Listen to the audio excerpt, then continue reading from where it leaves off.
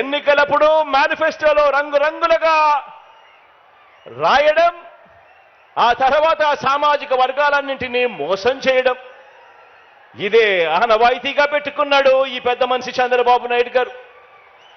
1995 అప్పుడు చూసినా, 1999 పోనీ అప్పుడు చూసినా, లేక 2014 పోనీ అప్పుడు చూసినా కూడా సీఎం అయిన ఇదే పెద్ద మనిషి చంద్రబాబు గారు ఈ 3 సందర్భాలలో కూడా తెలుగుదేశం పార్టీ తరఫున తెలుగుదేశం మేనిఫెస్టో అంటూ ఇచ్చి, మీరిచ్చిన మేనిఫెస్టోలో ఏనాడైనా కూడా కనీసం 10% అమలు చేశారా అని అడుగుతా ఉన్నాను ఇదే వేదికపై నుంచి ఇదే పెద్ద మనిషి చంద్రబాబు నాయుడు గారిని. గతం ప్రజలకు గుర్తుండదు అన్న నమ్మకంతో ఇప్పుడు మరోసారి అలాంటి అబద్ధాలు, అలాంటి మోసాలు, మరో మేనిఫెస్టో పట్టుకొని బంగారు కడియం ఇస్తానని ఊబులోకి దింపి మనుషులను తినేసే కథ ఆ పులి మాదిరిగా ఈరోజు ఎర చూపిస్తా ఉన్నాడు ఈ పెద్ద మనిషి చంద్రబాబు నాయుడు గారు. రంగురంగుల మేనిఫెస్టో అంటున్నాడు, 6 స్కీములు అంటాడు, ఇంకా 6 రావాల్సినవి ఉన్నాయి అని అంటాడు. రంగురంగుల మేనిఫెస్టోతో మళ్ళీ మోసం చేసేందుకు బయలుదేరాడు ఈ పెద్ద మనిషి.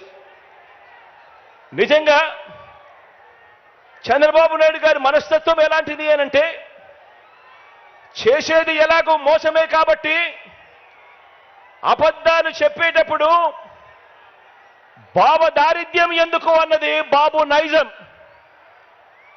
ఎలాగూ చేసేది లేదు, ఎలాగూ చెప్పేది అబద్ధాలు, ఎలాగూ చేసేది మోసమే కాబట్టి ఇక ఎలాగో మోసమే చేస్తా ఉన్నప్పుడు ఇక నోటికి కట్టడి ఎందుకు, అబద్ధాలు చెప్పేటప్పుడు బాబు దారిద్ర్యం ఎందుకు అన్నది బాబు నైజం. నమ్మినవాడు మునుగుతాడు, నమ్మించిన వాడు దోచుకోగలుగుతాడు అన్నది బాబు సిద్ధాంతం. ఆలోచన చేయమని అడుగుతా ఉన్నాను. చంద్రబాబు నాయుడు గారు 3 సార్లు ముఖ్యమంత్రి అయ్యాడు, 3 సార్లు తాను మేనిఫెస్టోను ప్రవేశపెట్టాడు. ఎన్నికలకు ముందు ప్రజలకు ఫలానిది చేస్తాను అని చెప్పి రంగురంగుల కాగితాలతో ఆశ పెట్టాడు. పెట్టిన తర్వాత ప్రతి సందర్భంలోనూ కూడా తాను చేసింది మోసం. ఆ దగ కళ్ళ ఎదుటే కనిపిస్తా ఉంది.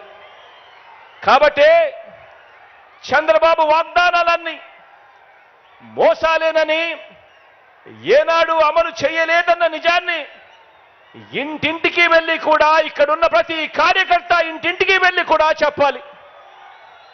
చంద్రబాబు నాయుడు గారిని, ఆయన అబద్ధాల్ని నమ్మకండి అని ప్రతి ఇంటికి వెళ్ళి చెప్పాలి.